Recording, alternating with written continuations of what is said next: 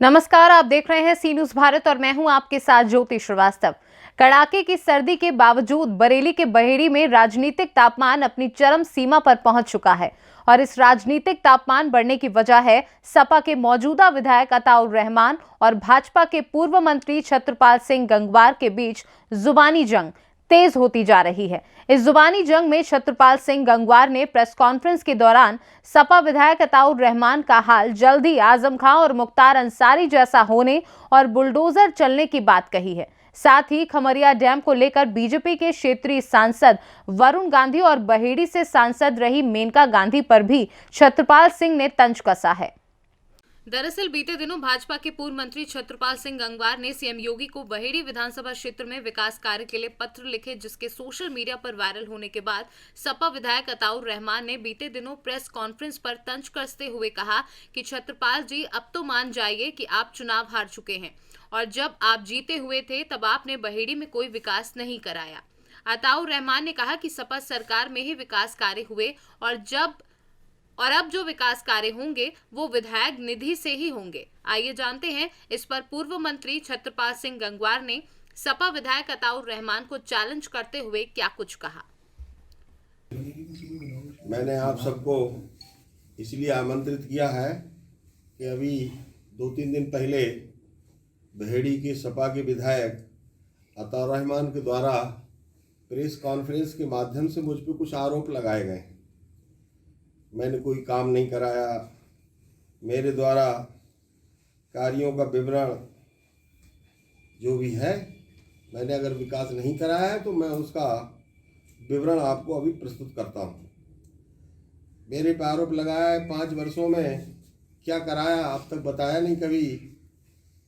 मैं जब विधायक था तो मैंने नहीं कराया, मैं उसका अभी दूंगा आप सब लोगों के लिए और आपके माध्यम से आम लोगों तक वो बात पहुँचे, ऐसी अपेक्षा है। मेरे द्वारा अभी भी मैं अभी 3-4 दिन 5 दिन पहले लखनऊ गया था तो कुछ एक विकास के काम माननीय मुख्यमंत्री जी को पत्र के माध्यम से मैं देकर आया था और वो मीडिया ने प्रकाशित कर दिया, सोशल मीडिया ने प्रकाशित कर दिए और उस पर उन्होंने टीका टिप्पणी की थी। तो उस पर उन्होंने जो कुछ भी बोला उसका मैं आपको बताना चाहूँगा। मैंने कब कब क्या क्या किया। अभी उन्होंने बोला कोई विकास नहीं कराया, तो मैंने पुलों के संबंध में 3 बड़े बड़े पुल उनको शायद नहीं दिखे।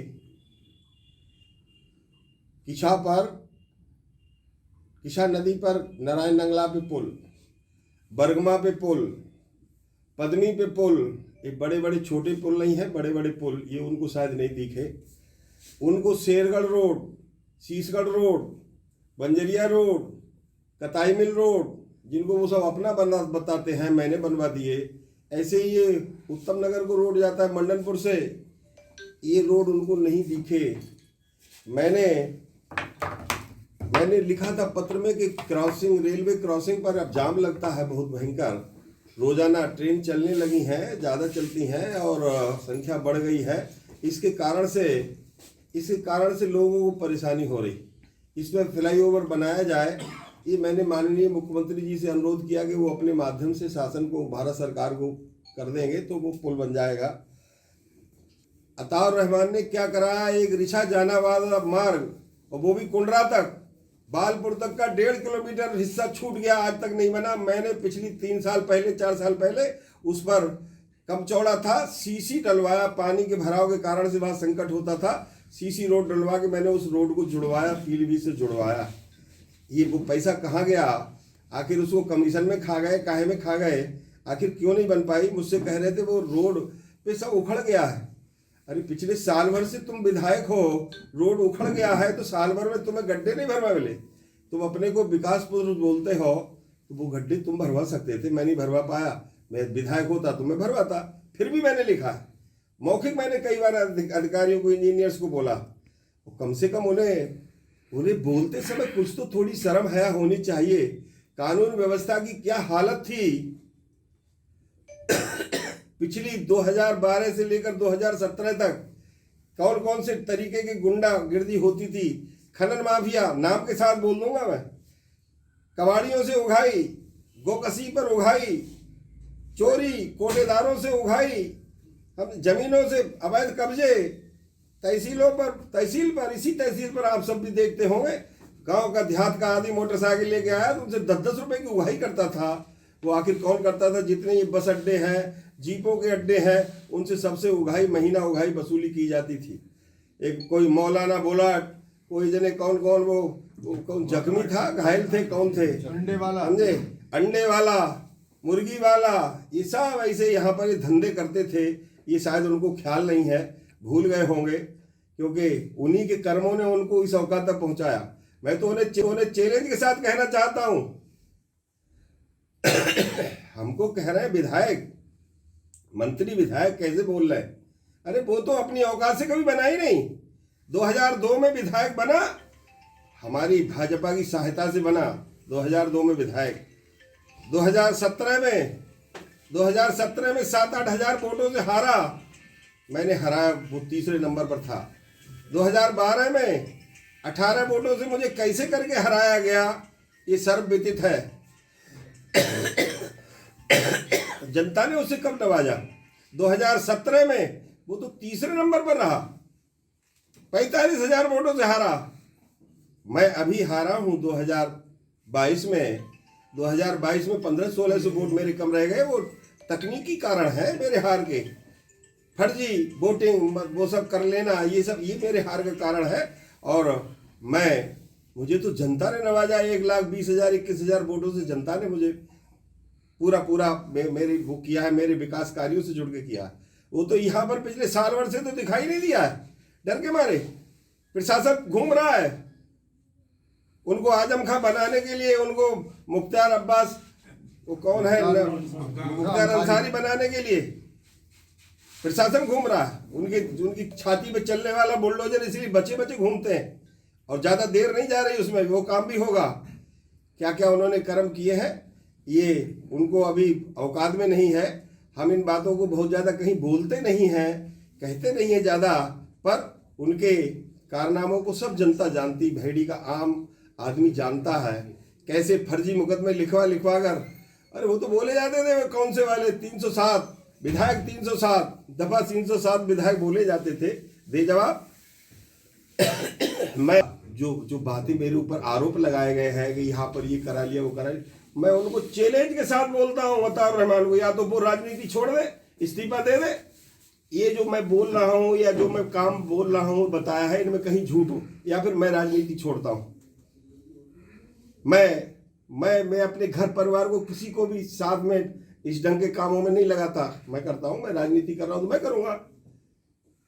और मेरे पे कोई इस ढंग का आरोप लगाते हैं, उन्होंने अपने घर में सड़क बनवा ली, उन्होंने अपने घर का कोई वो निजी वो कर लिया, मैं उन्हें चैलेंज करता हूँ, बताएं तो कहाँ का बता रहे? देवीपुरा पे सड़क, अरे मेरे नाम में कहीं जमीन है, क्या है, कहाँ पत्थर है, मुझे तो ध्यान में भी नहीं आ रहा। मैंने अगर किया है अभी इस्तीफा, या फिर वो इस्तीफा दे दे, या मानहानि के मुकदमे के लिए तैयार रहे। इस ढंग की हल्केपन की बातों को बोलने का मेरा स्वभाव नहीं है। मैं घटिया दर्जे की बातें नहीं करता हूँ। क्या ये किसी से छुपा है?